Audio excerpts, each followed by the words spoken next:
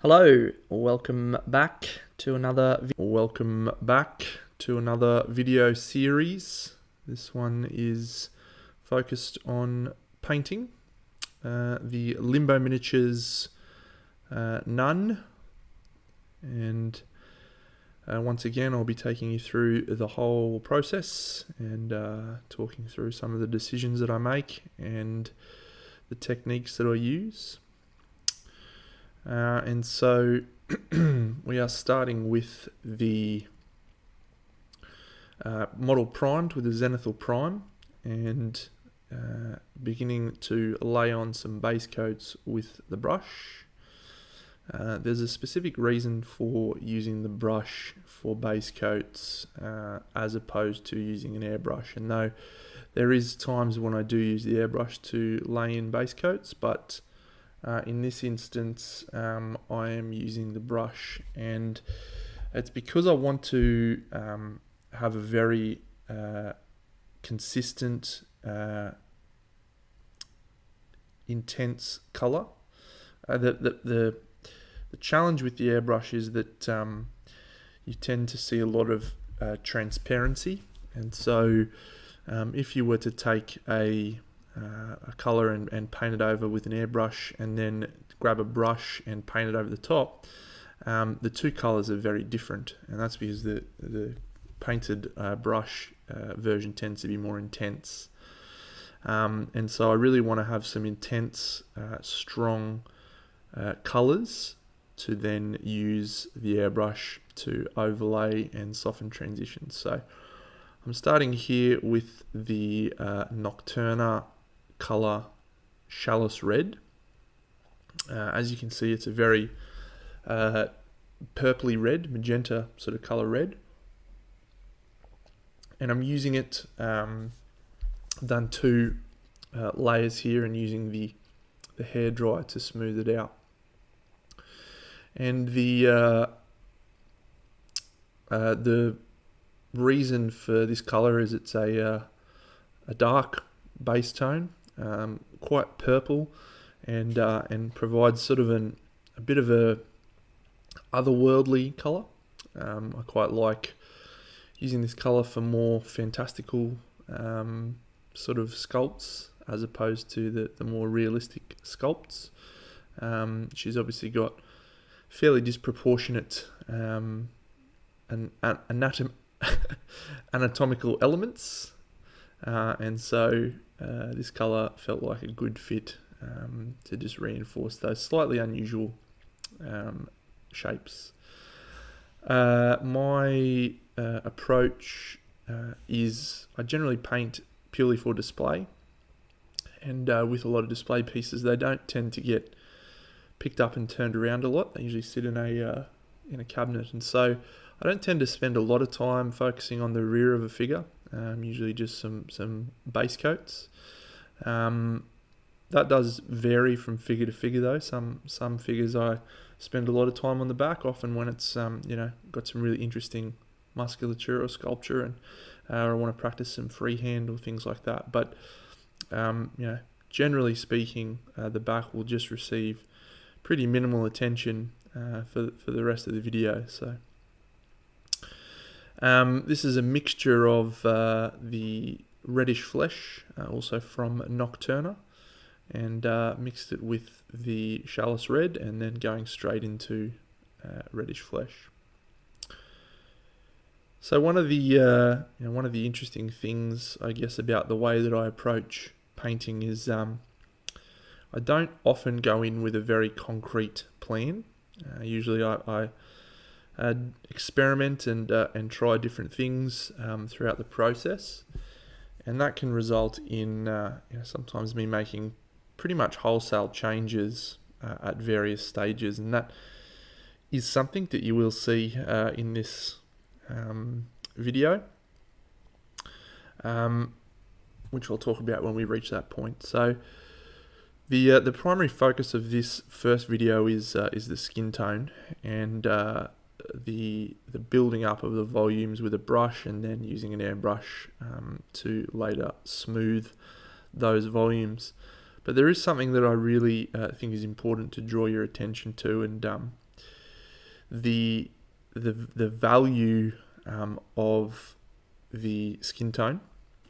As you'll progress through this video, you'll see the skin tone at this once this video concludes doesn't get adjusted or touched really at any other point. But if you look at the skin tone whilst the rest of the model still has this zenithal priming greyish colour, versus looking at the skin tone when the rest of the model has been painted in with the clothing and the boots and the cloak, the two colours look vastly different. The skin tone looks much more contrasted in the second shots than what it does once I complete the airbrush. And that's a really important lesson to understand, is that colours and miniature painting never exists within a vacuum. Everything is always interacting with everything around it. So if you have a skin tone that looks relatively complete, and then you paint the rest of the areas, you may find that the skin tone itself needs more contrast, or you may find the skin tone itself is not high enough value. So it's hard to often recognise when a section is finished until you've at least got some sort of semblance of what's happening on the rest of the model. So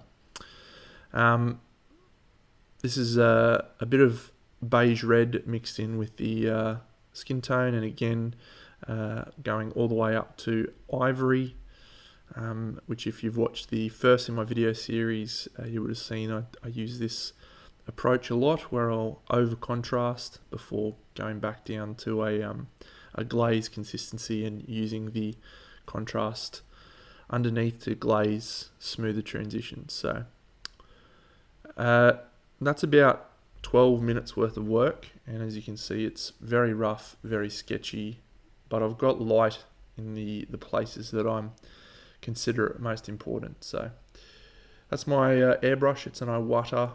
I didn't catch that either, so go back and pause the video if you want to know the specifics. There's actually 3 Iwata airbrushes I have in my collection that I use. This one's the smallest of them. So we're into airbrushing. So I've slowed this down to normal speed, just so you can watch the transitions getting built up. So this is the first layer, which is effectively a slightly higher value mid-tone. And the placement of these airbrush layers is fairly considered. It's not just a all-over approach. I'm not airbrushing everything. I'm trying to focus mostly where those transitions are. And as you can see, the transparency of the airbrush is something that is its strength, but it's also its weakness. So you can vary the transparency by increasing or decreasing the dilution of the paint. But I find working with slightly more dilute layers really allows you a little bit more control. It also allows you to use slightly less pressure, which again gives you much more control over where the airbrush work will be aimed and collected on the model. So again, I've gone in with just a bit more of a mid-tone. Most of these airbrush layers are mixtures of the beige red, fairy flesh, which is a nocturna colour, and ivory in varying mixes. The mid-tone sort of colours is what I'm primarily focused on here. I'm trying to bring that rough highlighting back down, but also smooth it off. So again, multiple layers over each sort of little area, using the fact that we're doing very thin layers that dry very quickly. So moving around the model, doing various sections with quick lights before coming back and doing a second layer or a third layer. That little bottle that you can see in the top right is actually a mix that I use for diluting my airbrush paints, and it's a mixture of airbrush thinner and the Vallejo flow improver, and also some water. I find using water to dilute doesn't give me the right sort of pigment control. I found using just thinner didn't quite work. So by mixing those together, it gives me a nice dilute layer that sort of has a fair bit of control. I think that's one thing you can experiment with. What you use to dilute your paints through the airbrush. Some people use straight thinner, some people use straight water.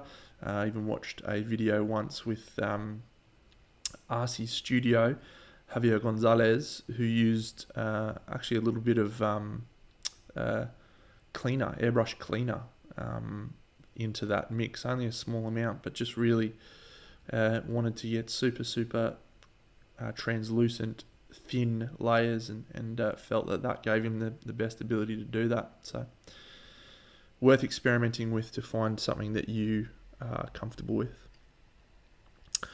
So here I've gone in with a little bit of reddish flesh mixed in with that beige red, and I'm focusing more on the lower shadows now.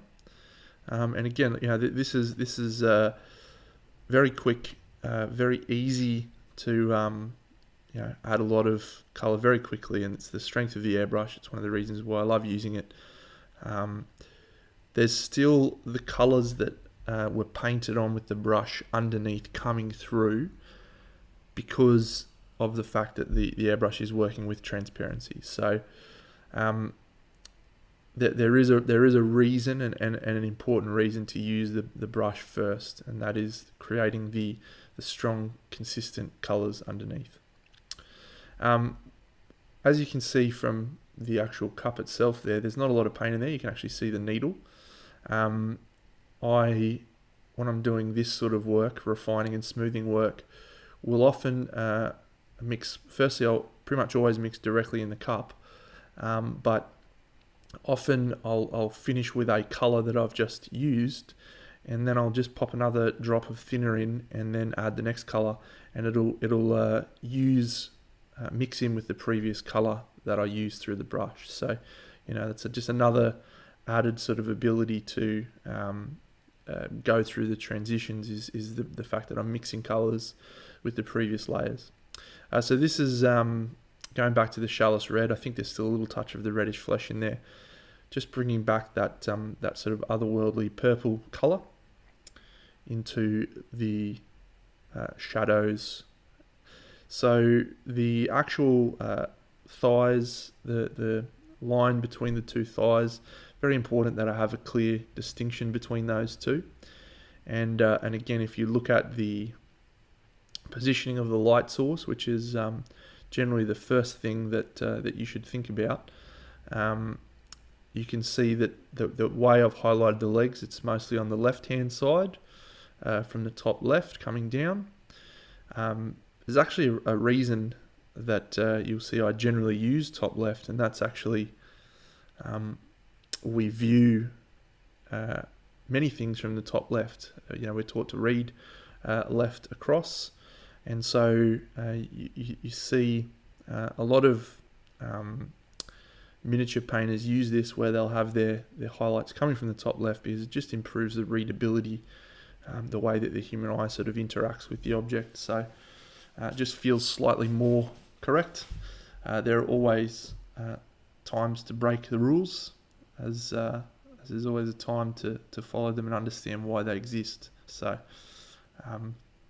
if you look at the model when I pick it back up again, probably should have cut this bit out. Come on, Dano, get yourself together. Come on, mate. Very much top left, and you can see the angle of the airbrush here. I've gone back in with the fairy flesh and a little bit of the ivory. This is a very, very dilute layer, and you can see how close I am with the airbrush here.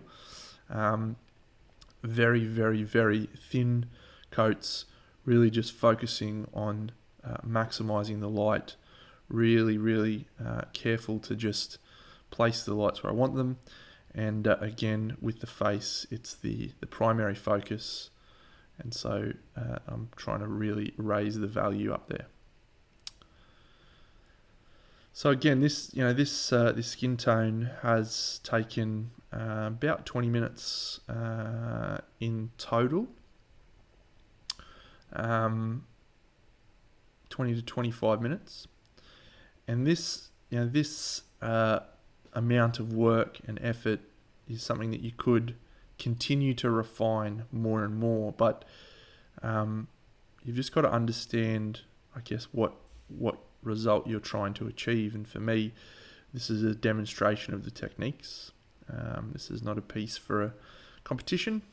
It's something I'm painting for fun, and so I don't feel like there's a necessity to really go in and work on absolutely ultra thin, ultra smooth transitions. Some other painters like David Colwell and Thami Alonso use a lot of really translucent layers, and that's not their work stands up to very, very, very close scrutiny. Mine not as much, but again, they take about 8 years to paint a model, so swings and roundabouts. So yeah, this is actually straight ivory, maybe with a tiny touch of the fairy flesh, and that is pretty much the skin tone completed now. And once again, it's really important at this point to draw your attention to what the skin tone looks like now, with all of the areas of grey around it, and how in many ways it doesn't look like there is enough contrast. It doesn't look like the skin is in any way finished. But if you compare that example to when the model's effectively finished, just put the two side by side and compare the skin tones, because it's exactly the same colour, exactly the same skin tone, but they look vastly different. So you will actually see it come a little bit more apparent as I fill in the shades. This is the greatest varnish ever made, AK Interactive Ultra Matte. Bang it through the airbrush. Do this multiple times throughout the stages of painting. It does several things. It unifies the colours that may have varying finishes. Matte finish, slightly satin finish. In some cases, a stronger satin finish. By using the matte varnish, you bring all of those in line. This lets you see a little bit better how your transitions are looking. And here I'm using the hairdryer just to dry that off. So sometimes I mix a little bit too much varnish into my cup. Sometimes I have to do second layers, which is fine. The second thing that the varnish does is it seals the work. Alright, so we're going with a brush here, and I'm just doing something I find very important after using the airbrush, and that's just going back in and reinforcing the contrast between various sections. So this is effectively black lining, but I'm using the Chalice Red to black line instead of black. That fits in better with the colours that I've already used. So you can black line with black if you want. Works probably slightly better on smaller scales, but on a larger scale doesn't tend to fit in as well. You can see there I made a slight error, so I've gone back in with a moist brush and very quickly removed that excess. Something that happens a fair few times throughout your process, and it's actually not rarely is it something that you can't fix. Airbrushing is actually one of the times when it's most challenging to fix, but there's also a hidden advantage in something like that happening when you use the moist brush to soften the transition, you tend to just leave a slight bit of residue of that color on the model, and that sometimes can work in harmonizing areas and bringing areas together, consolidating those looks, various volumes together. So again, as I said before, this skin tone, when you look at it, this is again great camera work, Dano, good stuff. When you look at it, it doesn't look finished. It doesn't look like it's got enough contrast. It looks very pastel and very much like there's not enough done to it. So when you do this black lining and when you fill in the other colors, it changes your perception of that skin. Just a really important thing to keep in mind with any painting. Don't ever assess something in isolation. Always look at it in the context of the rest of the model.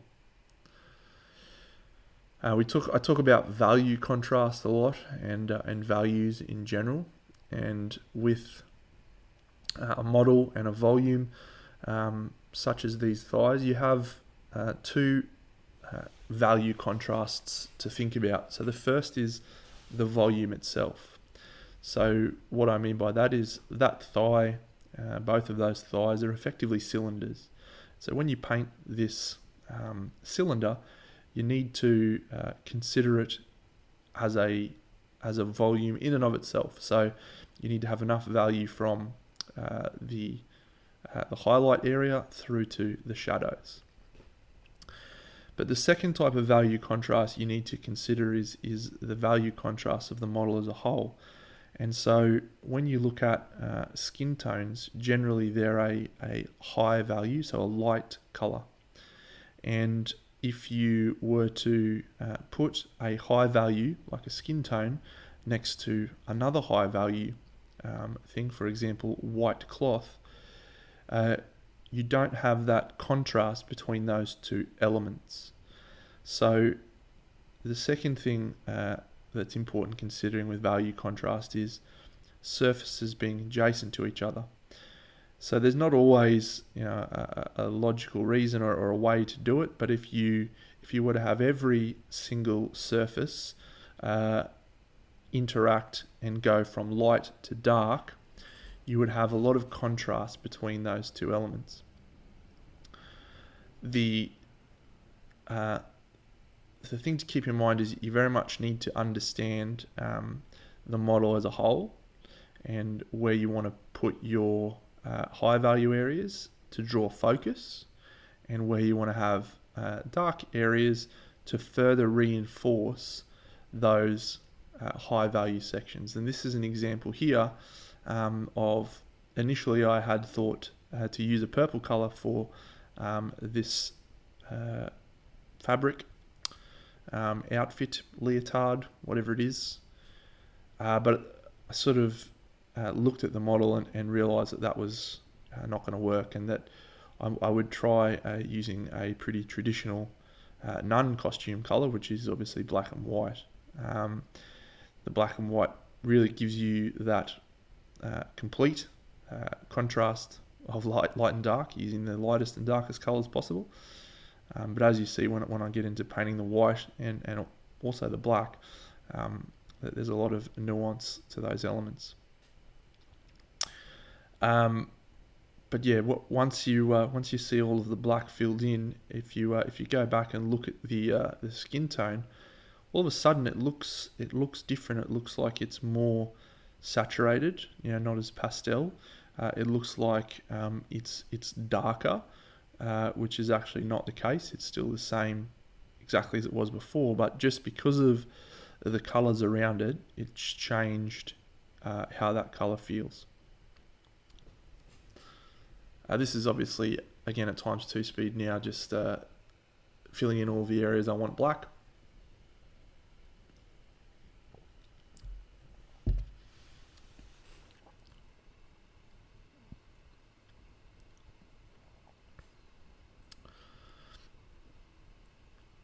This is Limbo miniatures model. Super cool range. The sculpts by Charles Aegis, I believe. CA Sculpts.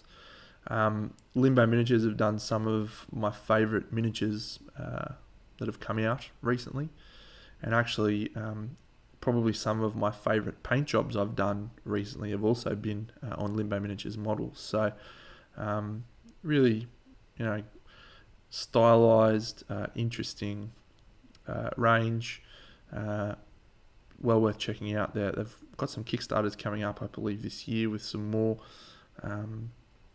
cool models to be released, so something to keep an eye out for. So here, this is a detail that's sculpted very, very finely, but for whatever reason, there's not a clear delineation between the skin and this sort of object. So that's something I need to put in with a brush, is that very, very clear definition between the two areas. So I've gone with Chalice Red, and then I've mixed in a little bit of Charred Brown, which is a Vallejo Model Air colour. I didn't want this sort of colour to be the same starting point as the skin tone. I wanted it to be similar, but not the same. So by adding the Charred Brown, it just gives it a slightly more reddish feel and a little bit darker. So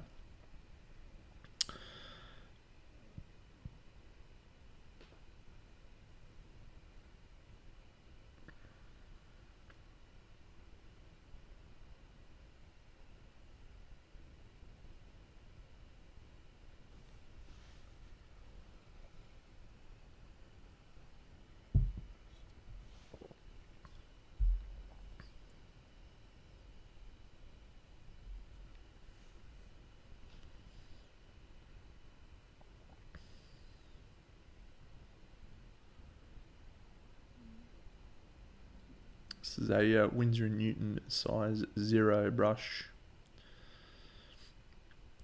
I find using that brush for most of the lining work that I do better than an ultra thin brush, just because it keeps more paint in the well, keeps the paint moist, so it tends to flow out of the brush a little bit better. Speaking of flowing off the brush, I do speak a lot in my last video series about Joe Sonia Magic Mix, a medium that I use,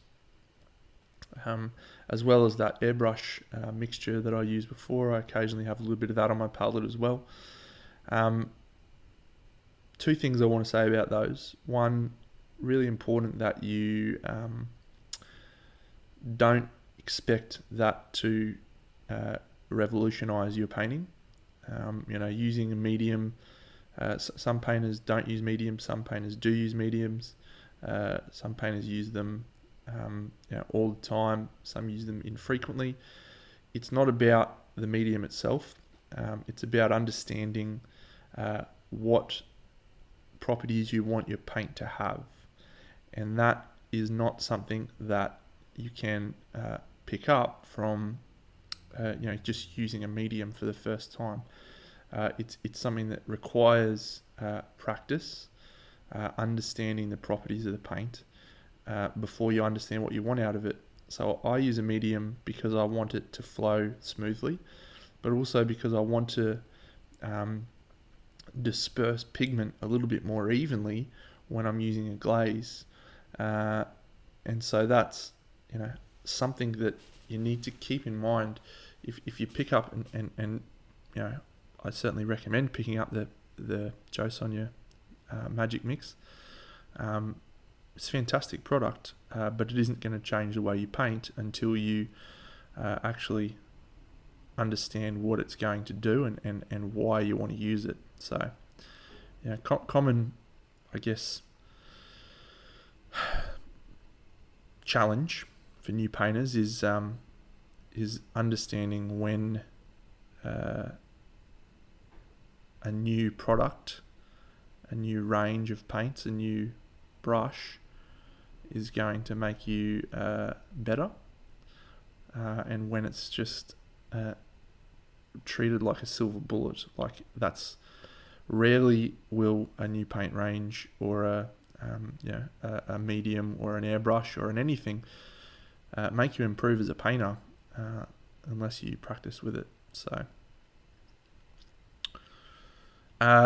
already, that the thighs look far more complete than they did before, without any more colours put on there at all.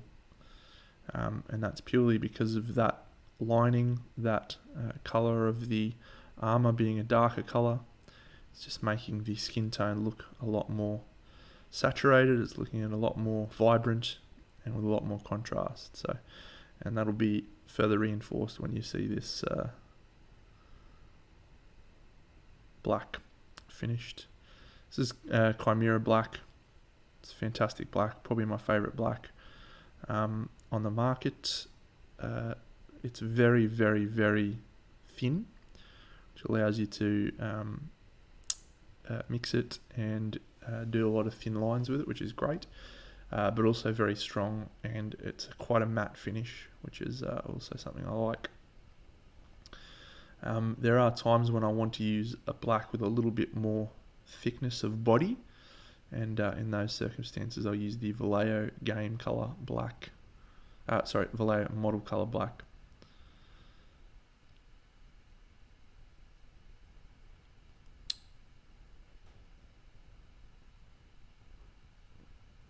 So here's just another paint grabbing. This is the Vallejo Model Color German Grey. So if you have a look at the colour, it's a really interesting grey. It's got a little bit of blueness. It looks almost black in the pot, but when you paint on the model, and you can see right there the difference in tone between the German grey and the black. It's a really nice colour that I'm using quite a lot at the moment, just for various things. Find it as a good base tone for cold, non-metallic metal colours. So, and here I'm using it for the boot fabric leather things. Didn't really have an idea what those were going to be, whether I wanted them to be boots or something else. They're obviously boots, but I was thinking maybe a thin fabric or something. But that's something for a later video. So the airbrush can be used quite a lot. The airbrush would have been able to be used in the same way as I did the skin tone for both the fabric and other areas. I don't tend to use it as much once I've done the skin tone, and it's actually because skin tones are the focal point, and they also have a tendency to be quite smooth, whereas I like a lot of other areas to have more texture, and that's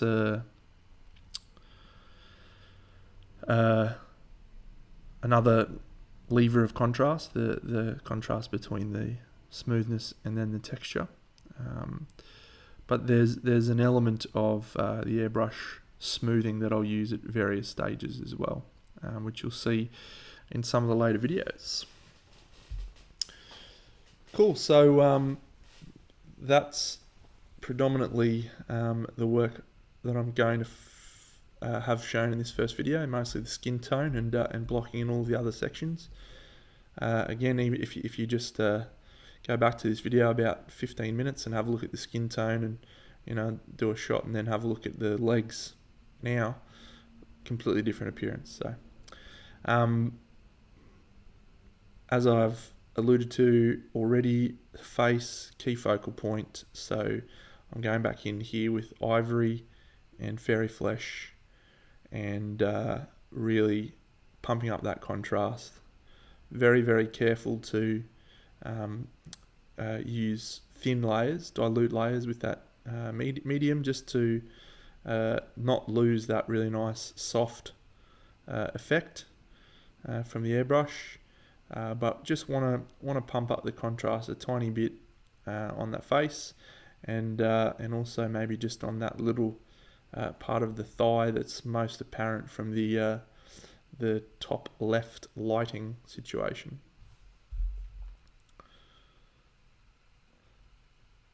So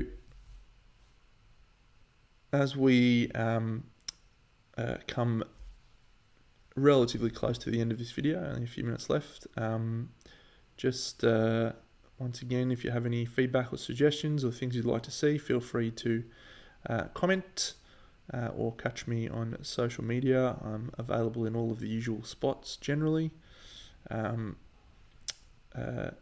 Not too concerned here about the really subtle transitions for those final lights, as I'm going to just use some quick brush glazes to smooth those out. But yeah, this is a second video. Really enjoying putting together the videos at the moment. So hoping to do quite a few moving forward, as we all deal with this fantastic isolation. I'm using it as a time to get more painting in, which is great, and hopefully sharing some of that knowledge that I've picked up from many other painters. Since we can't take classes and stuff, it's pretty challenging, but there's a few Patreons out there at the moment that I subscribe to. One is Sergio Calvo Rubio. His Patreon is probably my favourite one. He's got a very similar style to me. Probably my style's definitely been influenced by his approach. But he does really fantastic videos and very unique work. So well worth checking his Patreon out. And the second one I follow is Banshee Miniature Art Studio. Really dives deep into the theory and is very passionate about painting. Very passionate about the nuances of color and how you should be not conformed by many things that people have thought for a long time is gospel. So really, really worthwhile. I just filled in the hair there with orange brown from Vallejo model color, and just filling in the eyes there. Very, very, very small eyes in this model, very small. So trying to make sure that they're even is quite tricky. I think I take quite a few goes at getting those right. So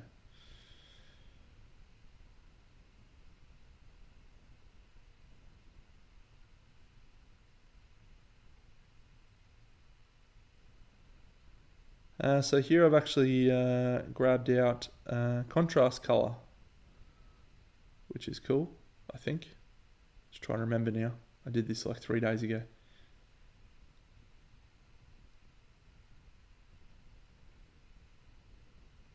Maybe it's not. No, I think it is. I think it's a mixture of Shaiish purple and Griff Charger grey, but it's very, very, very diluted.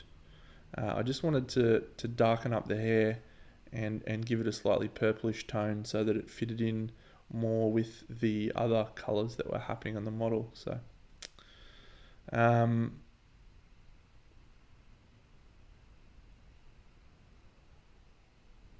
this is fun. I'm learning as well. There we go. Cool. So the easiest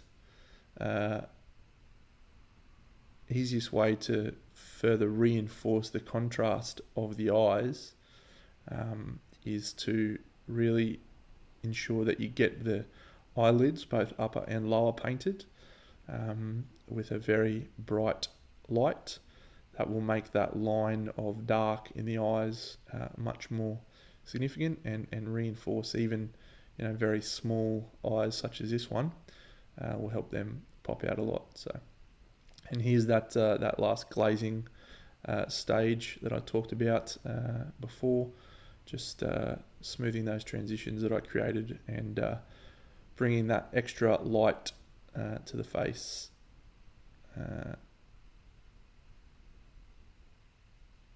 Cool. So that's the end of video numero uno in this series. There will be 4 videos. The second one will focus on non-metallic metal. The third one will focus on the rest of the textures and techniques. And the final video will showcase how I painted the base. So that's the same light there as I talked about earlier. And that is it.